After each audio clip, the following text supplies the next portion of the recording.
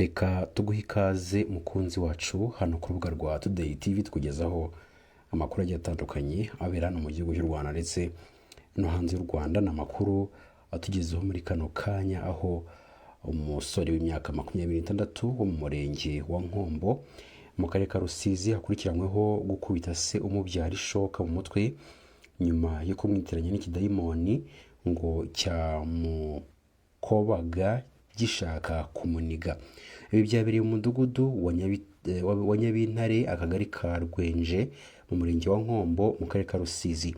Amakuru avuga ko atari ubwa mbere uwo musaza w'imyaka 35 akomeretswa n'uwo muhungu yibyariye.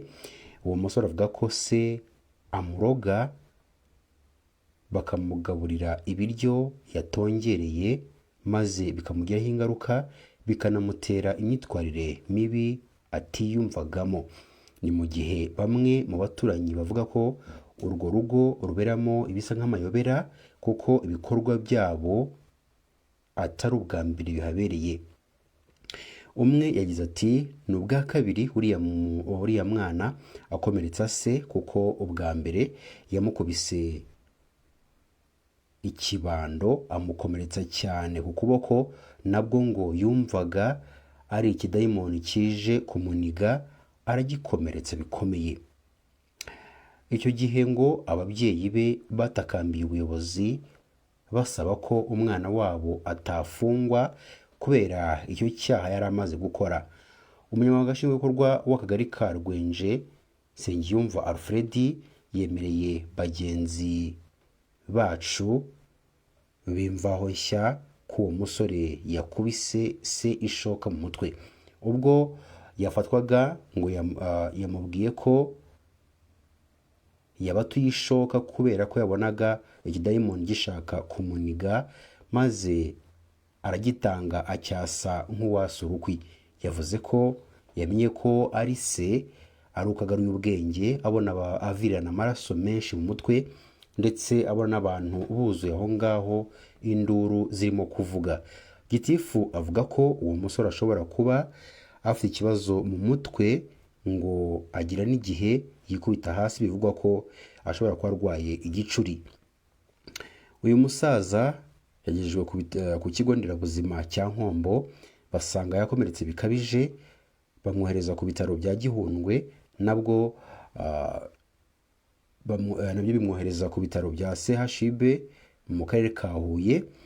Kuri ubu ngubu uyu musore afungiye kuri sitasiyo ya RIB ya Nkombo mu gihe gikorwa iperereza na dosiye ye ngo byoherezwe mu bushinjacyaha. Ku yandi makuru teguriye tutagutindiye, reka tukugezeho amakuru tuguteguriye muri iki gitondo, aho rero umuforomo w'imyaka 29 wo mu karere ka Rusizi yatawe muri yombi n'urwego rw'igihugu rw'ubugenzacyaha RIB akurikiranyweho gukoresha imibonano mpuzabitsina ku gahato umukobwa w'imyaka 19 wari uje kwisuzumisha ku kigo nderabuzima cya Nyakabuye. Byabereye mu mudugudu wa Mpoga, akagari ka Kamanu, umurenge wa Nyakabuye mu karere ka Rusizi, tariki 15 Nzeri 2024. Uyu mukobwa wiga mu mwaka wa 2 w'amashuri yisumbuye yabwiye ababyeyi be ko uyu muforomo yamukoresheje imibonano mpuzabitsina ku gahato ubwo yararimo kumusuzuma cyangwa se ari mu isuzumiro.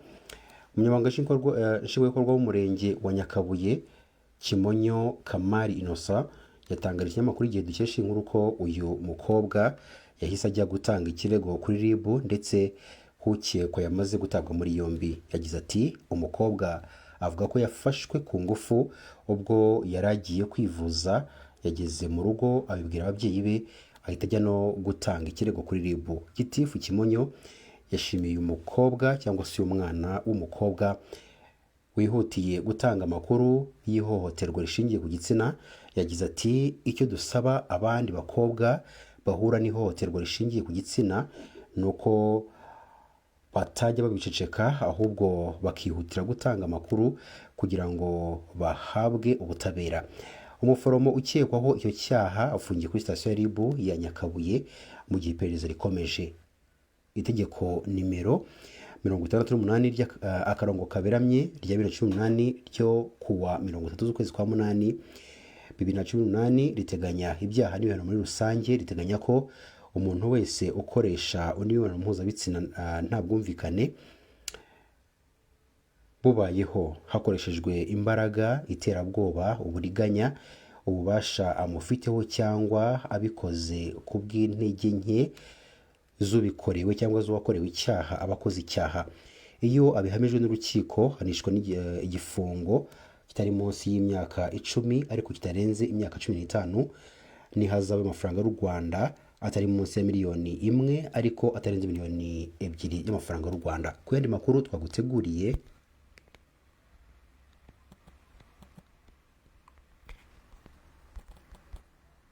uravugwa mu karere tuyahere i Kigali mu Rwanda, aho Perezida Paul Kagame yagaye abayobozi n'abanyamadini barebereye abashinga amatorero ayobya abantu, agaragaza ko yiteguye guhangana nabo.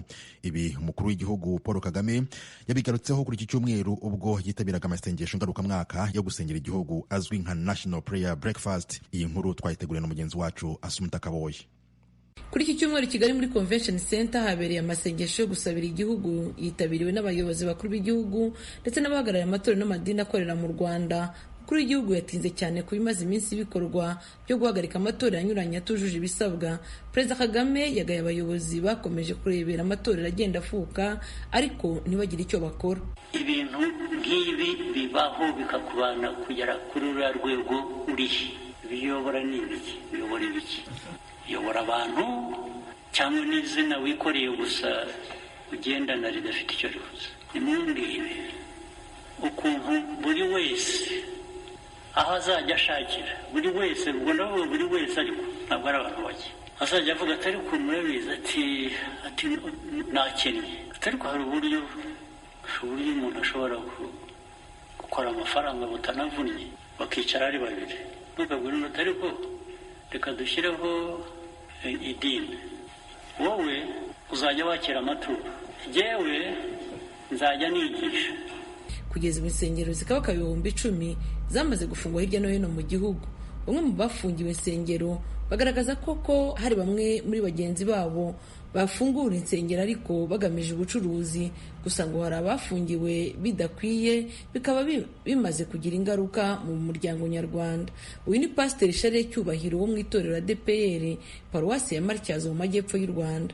Kristo bwazahariye rwose, inama no gusaba ubuyobozi bwacu n'ubundi bw'inzego bwite za leta bushishoza bukareba kure kandi bureberera abaturage. Numva hafatwa ingamba z'abantu bakora uburiganya nk'ubwo ngubwo kugira ngo byibuze ibintu nk'ibyo bigabanuke ndetse n'ibyo kuko binahagarikwe. Hanyuma ariko abafite umurongo w'imyizerere shingiro ufasha abakristo gusenga no myitwarire na disipurine kadufasha cyane kongera gusubira mu mwanya wo gusenga no guterana kugira ngo ubugingo bwa Kristo butongera kwazaharira. Perezida Kagame yasabye abanyamadini batangiye kwinubira iki cyemezo cyo gufunga insengero no gutakambira amahanga gucisha make.